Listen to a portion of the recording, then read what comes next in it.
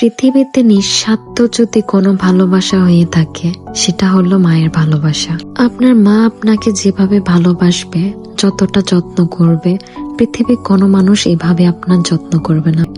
একটা সময় প্রত্যেকটা মেয়ে বিয়ে হওয়ার পরে দূরে চলে যায়। যখন অনেকদিন পরে বাসায় আসে, মা শখ করে তার মেয়ের জন্য প্রত্যেকটা জিনিস রেখে দেয়। এটা লেগ পিস হোক বা অন্য কোনো খাবার। বাহিরে কোথাও গেলে মা পছন্দের খাবারটা আপনার জন্য নিয়ে আসতে ভুলবে না। মায়ের ভালোবাসার মতো নিঃস্বার্থ ভালোবাসা কখনো হয় না। প্রত্যেকটা মেয়ে ওই ভালোবাসা উপলব্ধি করতে পারে যখন সে বিয়ের পরে অন্য কোথাও চলে যায়।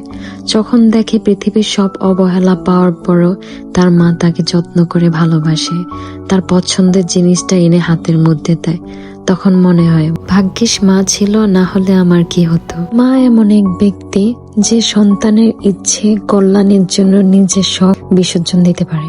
নিজের অংশের খাবারও ছেলে মেয়েদের জন্য আলাদা করে সরিয়ে রাখতে পারে। নিজের স্বপ্নগুলো আড়াল করে ছেলে মেয়েদের জন্য স্বপ্ন বুনতে পারে। প্রতিদিন ব্যস্ত সময় থেকে নিজের মা বাবার জন্য একটু সময় বের করবেন, তাদের মাথায় হাত বোলাবেন, তাকে আদর করে দিবেন। দিন শেষে প্রত্যেকটা মা বাবা চায় একটু ভালোবাসা। তাছাড়া আমরা আমাদের মা বাবাকে আর কিছু দেওয়ার নেই।